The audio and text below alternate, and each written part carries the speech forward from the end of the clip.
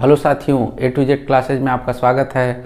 और आज हम लोग जो बाल विकास चल रहा है उस बाल विकास के आज अगली कड़ी में आएंगे। बाल विकास की अवस्थाएं, बाल विकास की कितनी अवस्थाएं होती हैं, उन अवस्थाओं को हम एक एक करके जानते चलेंगे। जो बाल विकास की पहली अवस्था होती है, कहते हैं कि बाल विकास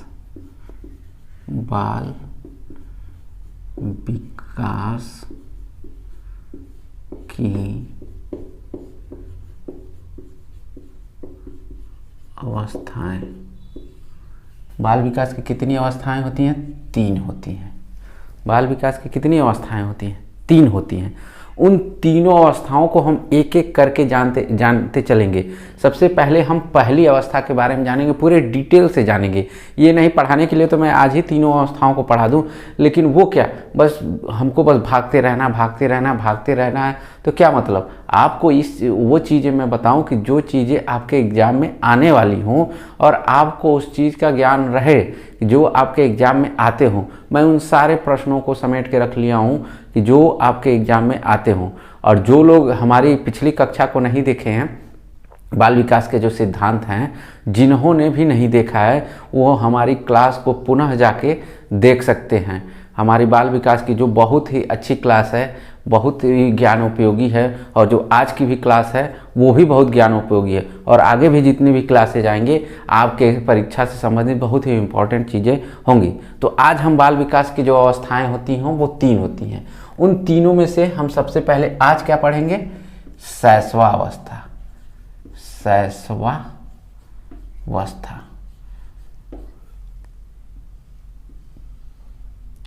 शैशवावस्था होती क्या है? सबसे पहले शैशवावस्था, बहुत सारे लोगों का प्रश्न यही होगा कि शैशवावस्था, तो भाई बालक जब जन्म लेता है और जन्म से कुछ एक एज निर्धारित की गई रहती है, उस एज को आप बता सकते हैं। बालक जब जन्म ले रहा है तो वो एज क्या है? कहा जाता है जन्म से 6 वर्ष तक। 6 वर्ष तक, जन्म से 6 वर्ष तक की अवस्था को क्या मानते हैं?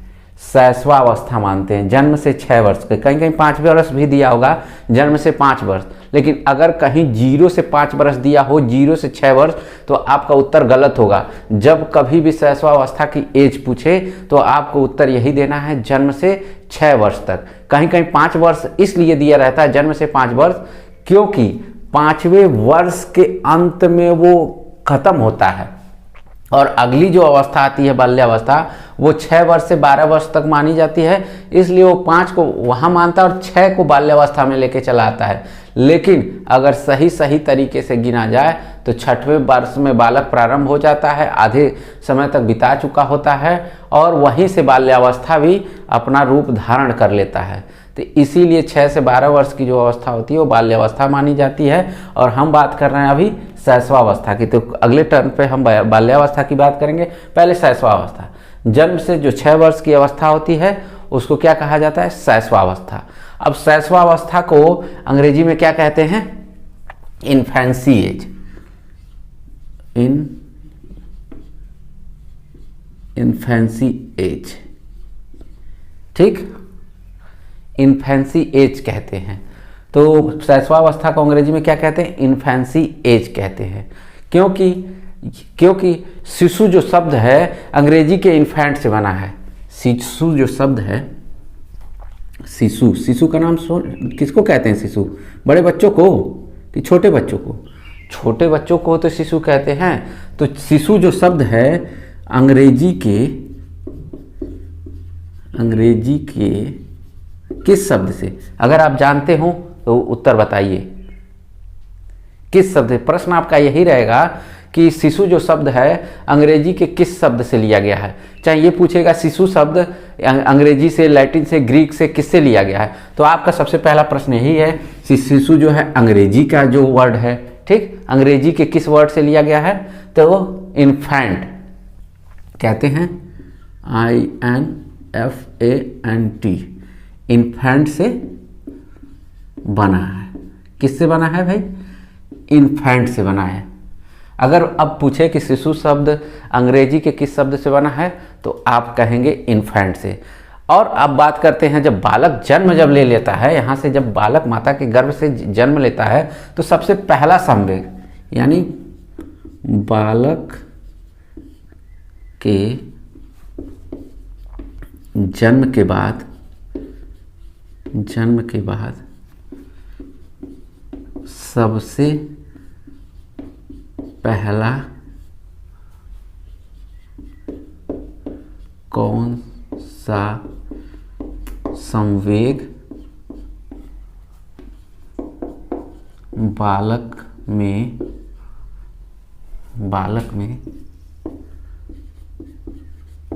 पाया जाता है? बताइए, बालक के जन्म के बाद बालक में सबसे पहला संवेग कौन सा पाया जाता है?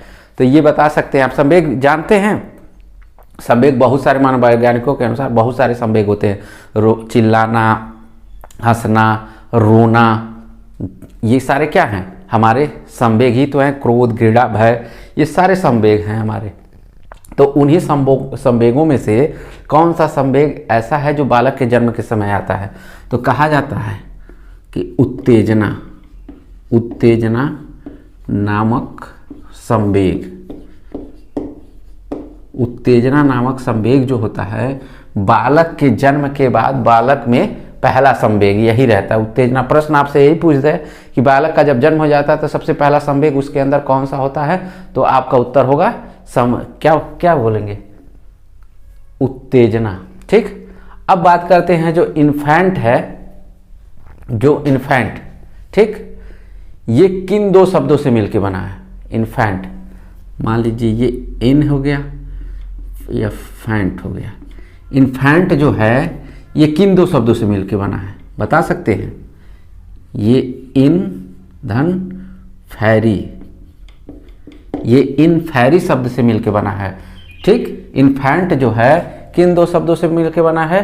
तो इन धन फैरी। यहाँ प्लस कर सकते हैं, चाहे दो भागों में बांट सकते हैं।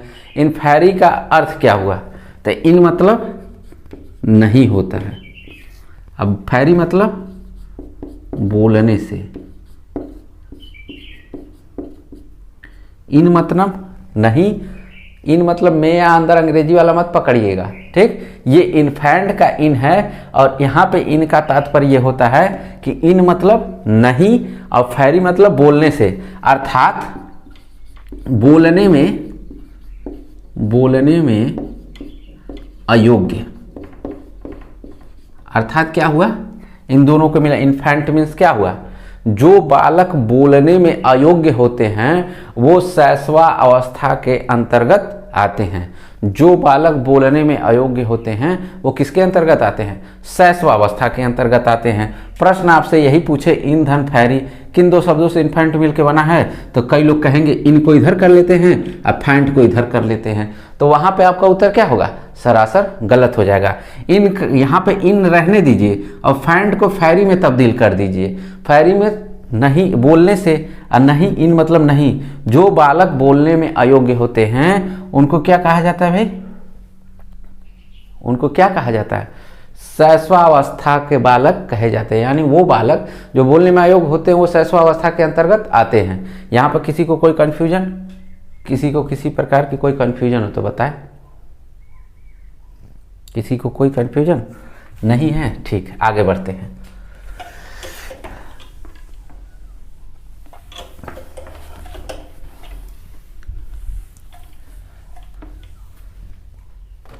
अब बात करते हैं कुछ इसकी महत्वपूर्ण परिभाषाएं जो आपके एग्जाम में आया हुआ है। सबसे पहले हम परिभाषा की बात करते हैं सीखने का आदर्श काल किसने कहा है? सीखने का आदर्श काल किस मनोवैज्ञानिक ने कहा है? ये बता सकते हैं? ये बहुत बार ये परिभाषाएं पूछी गई हैं कि सीखने का आदर्श काल किसने कहा है, तो कंफ्यूज हो जाते हैं कि किसने कहा है।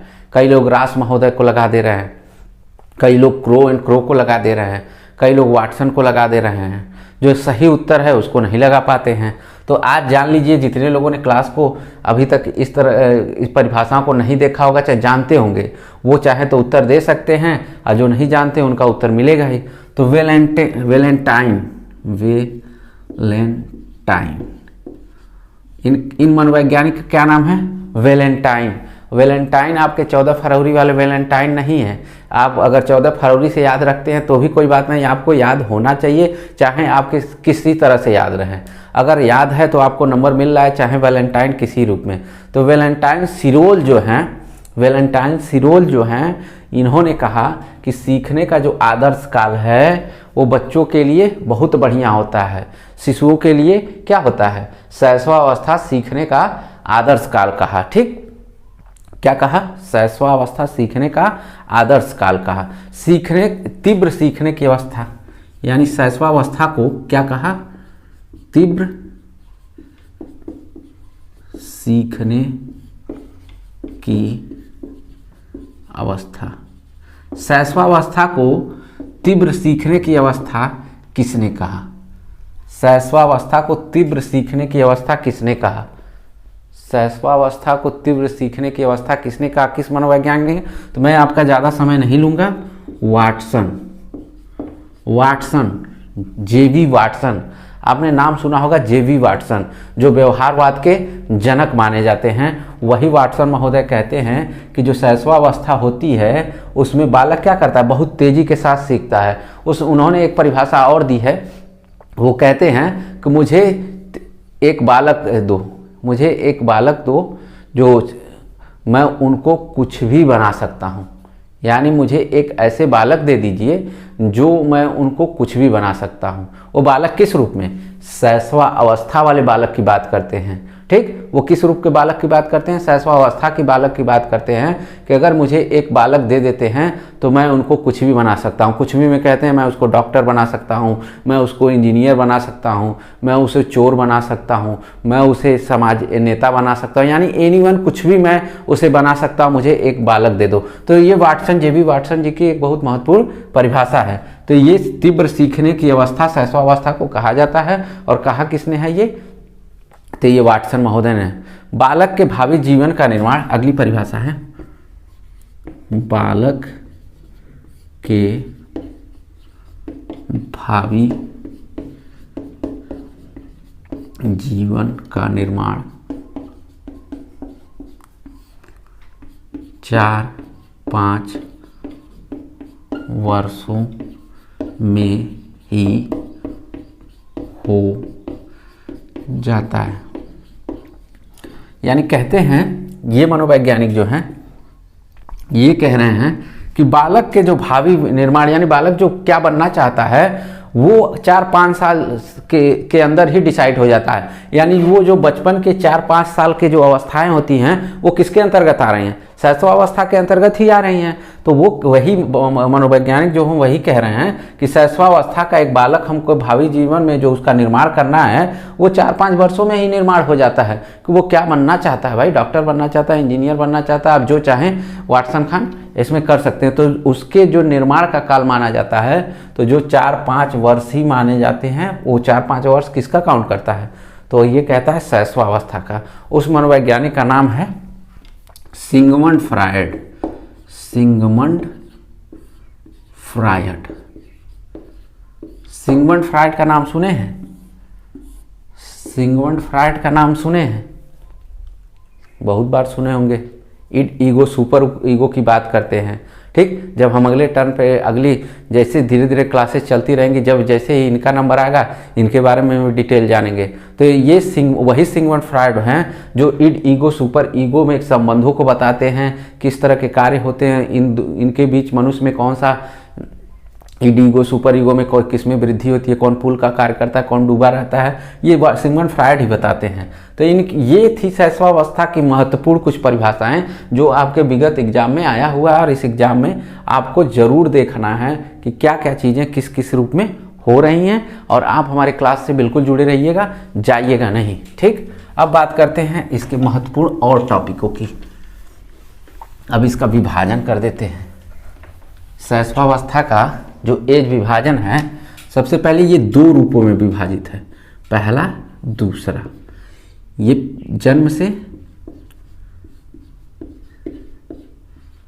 3 वर्ष तक, ठीक, और ये 3 वर्ष से 6 वर्ष तक।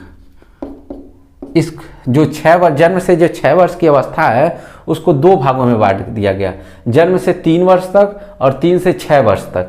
जन्म से 3 वर्ष तक और 3 से 6 वर्ष तक। पहले वाले को क्या कहते हैं? जन्म से 3 वर्ष को क्या कहते हैं? किस एक नाम से बुलाते हैं, उस नाम को बता दीजिए। संचयी, संचयी अवस्था, इसको क्या कहते हैं भाई? संचयी अवस्था। जो अगर प्रश्न पूछ दे कि जन्म से 3 वर्ष के को क्या कहते हैं, तो आप कहेंगे संचयी अवस्था भी कहते हैं इसको, क्योंकि जन्म से 3 वर्ष तक के अलग नाम भी हो सकते हैं, तो ये संचयी अवस्था का नाम दे देता है। और 3 से जो 6 वर्ष है इसका नाम क्या दे रहा है? परिपाक अवस्था, परिपाक अवस्था।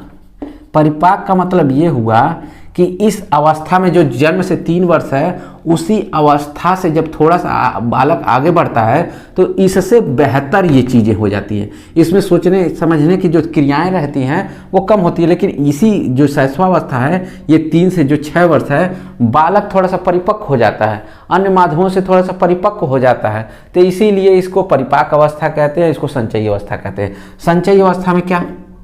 संचयी अवस्था में क्या? संचयी अवस्था में शारीरिक मानसिक विकास तीव्र होता है। कह सकते हैं शारीरिक मानसिक विकास तीव्र होता है, तीव्र होता है। शारीरिक और मानसिक विकास क्या होता है? तीव्र होता है। क्यों तीव्र होता है भाई? क्योंकि इस एज में बहुत तेजी से बालक क्या होता है, उसके शारीरिक वेट बढ़ता है, उसकी लंबाई बढ़ती है, उसकी हड्डियां बढ़ती हैं, उसकी मांसपेशियां बढ़ती हैं, तमाम चीज़ों में उसकी वृद्धि होनी शुरू हो जाती है। उसी के साथ उसका मस्तिष्क भी वृद्धि करना शुरू करता है। ठीक, इस रूप में इसको संचयी अवस्था क्या कहते हैं? ये उतना विकसित नहीं हो पाता है जितना इसको होना चाहिए। जैसे किसी चीज़ में ये अंतर नहीं कर पाता है, यानी अंतर नहीं कर पाना, अंतर नहीं कर पाना, ये किसी चीज़ों में बहुत अंतर नहीं कर पाता है। थोड़ा बहुत अंतर कर लेता है लेकिन अच्छे से अंतर नहीं कर पाता है। जैसे मैं कह सकता हूं कि जो गाय है, सफ़ेद कलर की एक गाय देखता है, ठीक, जब बालक गाय देख लेता है तो कहता है, उसके घर वाले लोग बताते हैं कि ये गाय है, गाय दूध देती है, ये चीज़ें उसकी गाय के बारे में, अन्य सारी विशेषताओं के बारे में बताते हैं कि गाय इस कलर की है। वो अगले दिन एक बैल को जाते हुए देख लेता है तो उसको भी क्या कहता है? गाय ही कहता है। उसको गाय ना बैल नहीं कह के गाय कहता है, क्योंकि जिसके बारे में, क्योंकि गाय का कलर सफ़ेद था और यहाँ पे भी बैल का कलर सफ़ेद होता है। रूप रंग आकृति के अनुसार बैल भी गाय की तरह दिखाई देता है, इसी कारण बालक उसको बैल को गाय कहता है और इसमें अंतर नहीं कर पाता है, क्योंकि इसमें मस्तिष्क का विकास जो होता है 60% तक ही हुआ रहता है। मस्तिष्क का विकास जो हुआ रहता है वो 60% तक ही हुआ रहता है, यानी गाय और बैल में अंतर, गाय व बैल में अंतर नहीं कर पाता है। उसी तरह ठीक बात हम परिपाक अवस्था की करते हैं। परिपाक अवस्था में क्या होता है? अब यहाँ पे बालक अभी तक अंतर नहीं कर पाता था, लेकिन आकृतियों को पहचानना शुरू कर दिया था कि ये गाय है, इस तरह से होता है, गाय के 4 पाँव होते हैं, 2 कान होते हैं, एक पूंछ होती है, शरीर का इस तरह से दिखता है। वो इतना तो चीज़ें जान गया रहता है, लेकिन अब उसका प्रयोग क्या करता है? ज्ञानेंद्रियों के माध्यम से, ज्ञानेंद्रियों के माध्यम से, वह कर्मेंद्रियों के माध्यम से, कर्मेंद्रियों के माध्यम से यहाँ पे अब वो अंतर करना सीख लेता है। किस प्रकार का अंतर करना सीख लेता है? गाय को, जैसे गाय को गाय ही कहता है, भैंस को भैंस ही कहता है, बैल को बैल ही अब कहता है। यानी वहाँ पे गाय और बैल में अंतर नहीं कर पाता था, और परिपाक अवस्था में क्या कर रहा है? गाय में अंतर कर ले रहा है, भैंस को भी पहचान ले रहा है, बैल को भी पहचान ले रहा है, बकरी को भी पहचान ले रहा है, कुत्ता को भी पहचान ले रहा है। यानी जो 4 पाँव वाले हैं, इन सब चीज़ों को वो अब जान लिया कि ये सारे 4 पाँव वाले ऐसे नहीं हैं कि सारे एक ऐसे ही हैं कि 4 पाँव वाले बस दिखे तो गाय है। यहाँ पे अंतर वो करना सीख लिया कि गाय मतलब गाय होती है, भैंस भैंस की तरह होती है, बैल बैल, बकरी बकरी, कुत्ते कुत्ते की तरह, घोड़ा घोड़ा की तरह, ये चीज़ें हैं। तो वो अंतर करना सीख लेता है। किस माध्यम से? क्योंकि वो उसकी ज्ञानेंद्रियां व कर्मेंद्रियां उसका प्रयोग करना वो सीख गया होता है इस अवस्था में, क्योंकि ये 3 से 6 वर्ष के अंतर्गत आ गया और ज्ञानेंद्रियां और कर्मेंद्रियां का वो प्रयोग करना सीख गया होता है। ये चीज़ें आपको समझ में आई?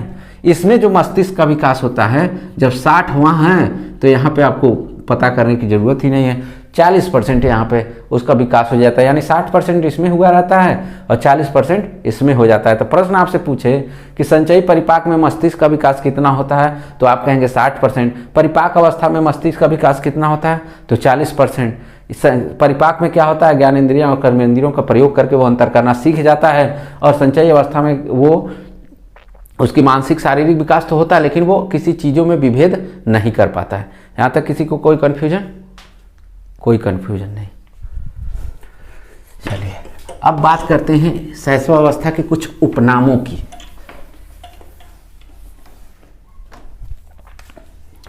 उपनाम प्रश्न एग्जाम में पूछता है कि इसके कौन कौन से उपनाम हैं। तो पहला है अनुकरण। अनुकरण की अवस्था। अगर शैशवावस्था की जगह आपको दे दे कि अनुकरण की अवस्था की एज क्या होती है, तो आपका उत्तर क्या होगा?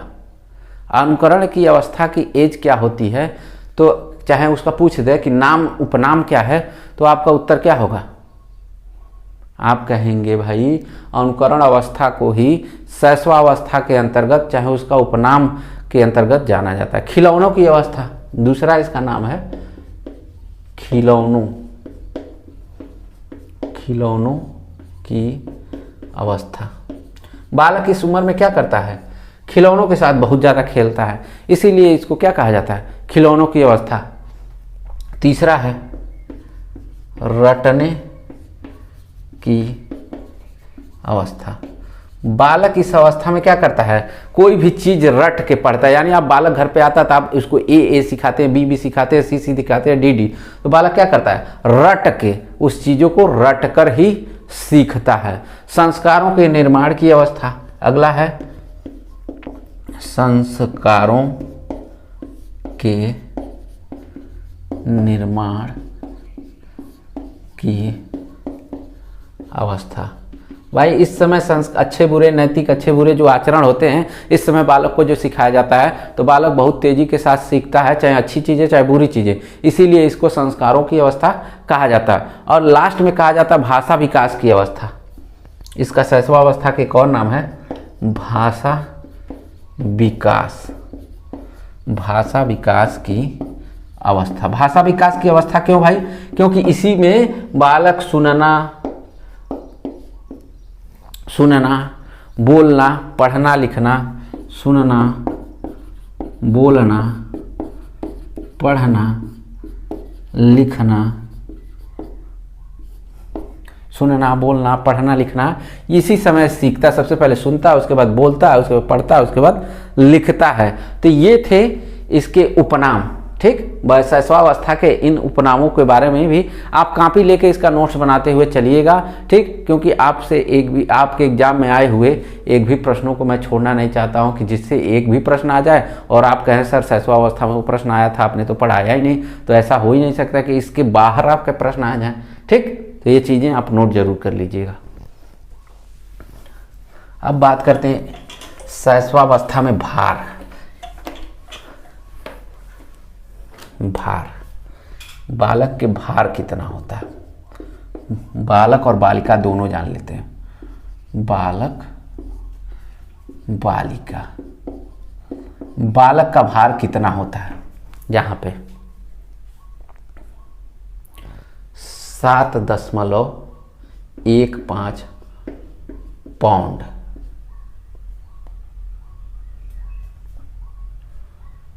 7.15 पाउंड बालक का क्या होता है, भार। वहीं लड़कियों का भार कितना होता है, 7.13 पाउंड।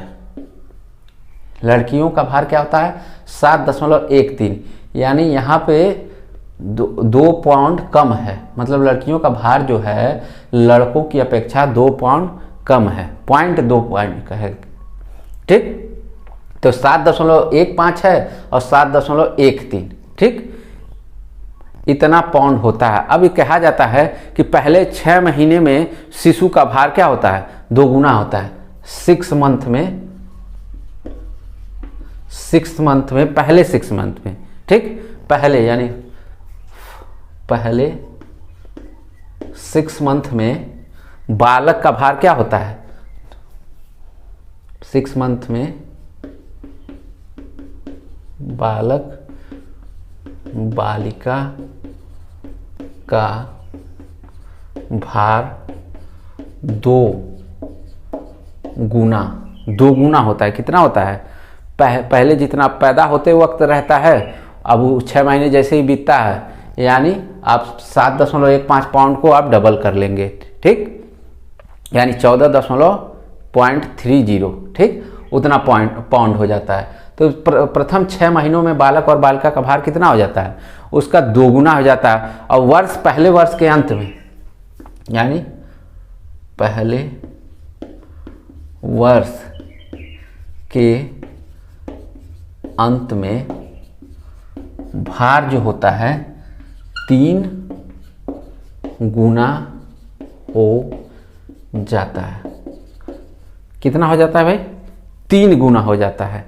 यानी कहा जा सकता है कि 6 महीने में भार 2 गुना होता है और पहले वर्ष के यानी अंत में खत्म होते होते बालक और बालिका का भार क्या हो जाता है, 3 गुना। यानी 1 साल के अंदर ये सारे परिवर्तन हो रहे हैं। 7.15 से लेके 7.13 तक जो बालिका का है, इन दोनों के लिए कंडीशन में लागू होता है। पहले 6 महीने में 2 गुना और पहले वर्ष के अंत तक 3 गुना भार में वृद्धि होती है। अब बालक की लंबाई की बात करते हैं।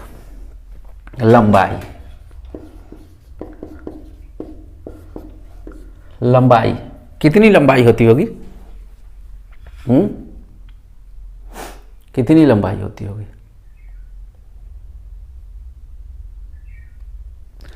जन्म के समय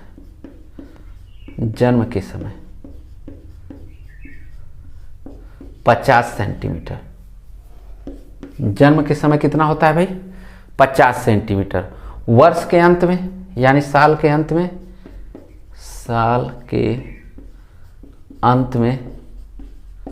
67 सेंटीमीटर। कितना होता है, 67 सेंटीमीटर के आसपास होता है। 67 से 70 कर लीजिए, 67 से 70 cm के आसपास रहता है, ठीक ठीक। और दूसरे वर्ष के यानी दूसरे वर्ष के अंत में कितना होता है, जल्दी बताइए, दूसरे वर्ष के अंत में कितना होता है, 77 से 82 सेंटीमीटर। 77 से 82 सेंटीमीटर तक, दूसरे वर्ष के अंत तक 77 से 82 सेंटीमीटर। यानी कहा जा सकता है कि यानी 6 वर्ष तक पूरे होते होते 6वें वर्ष तक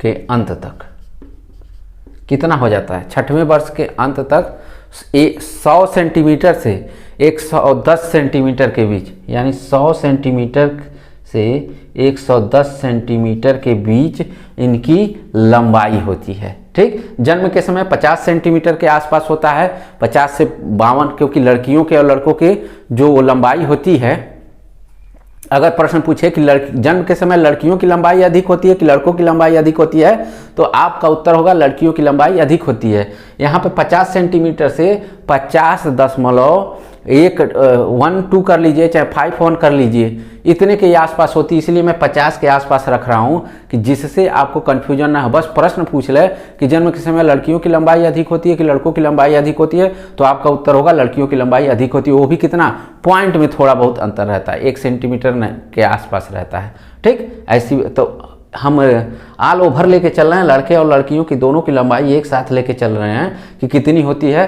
तो साल के अंत तक 67 से 70 सेंटीमीटर तक, 2 वर्ष के अंत में 77 से 82 सेंटीमीटर के, और जब शैशवावस्था समाप्त होने तक रहती है 100 से 110 सेंटीमीटर के बीच रहती है। ठीक, अब हम हड्डियों की बात करते हैं, इन समय के हड्डियों की।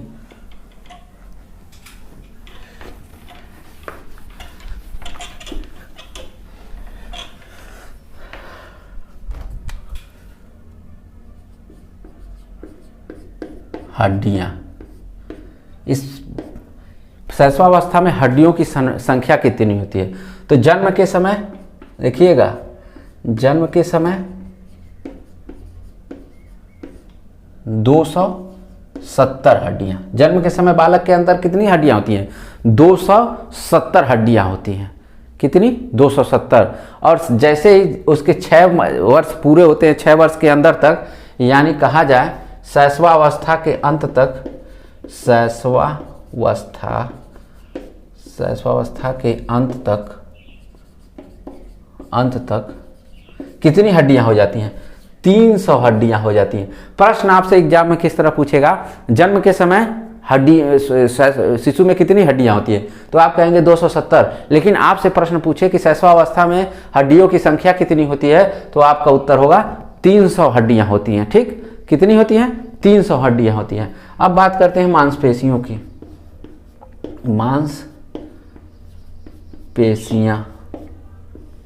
मांसपेशियां क्या होती हैं भाई? मांसपेशियां,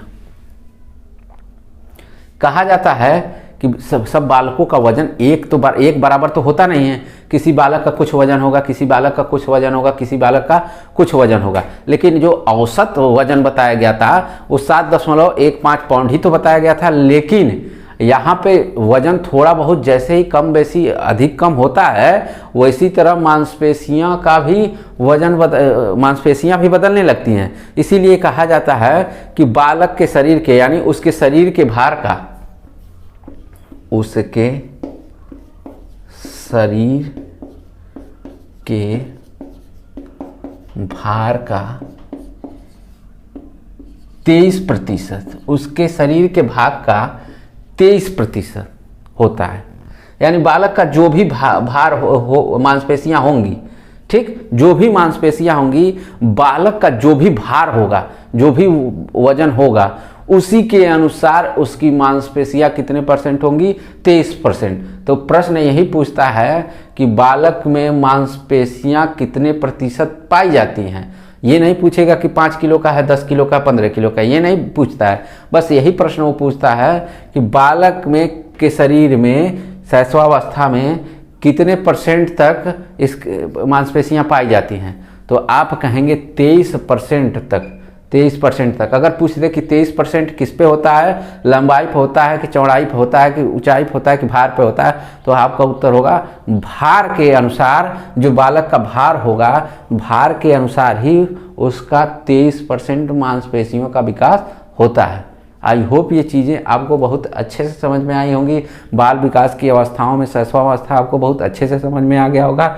बड़ी आप जो पिछली क्लासेज हैं उसमें भी जाके देख सकते हैं हमारे इस क्लास को, सीटेट को, इस क्लास को भी आप मिस ना करिएगा, ज़रूर देखिए। ठीक, और जो लोग लास्ट तक जुड़ते हैं, चाहे नहीं देख पाते किसी कारणवश, वो जाके बाद में क्लास को कॉपी पेन लेके आराम से नोट्स बनाते हुए लिखते चलेंगे। और कई लोग कहते हैं कि नोट दे दीजिए, नोट दे दीजिए, तो मैं यही बात नोट्स में लिखूं, ठीक, तो उससे अच्छा है कि आप उस चीज़ को देख के, समझ के उस चीज़ को आप लिख लें। और जितने लोगों ने हमारे चैनल को सब्सक्राइब नहीं किया है, चैनल को सब्सक्राइब कर दें, लाइक कर दें और अधिक से अधिक लोगों तक शेयर कर दें। धन्यवाद।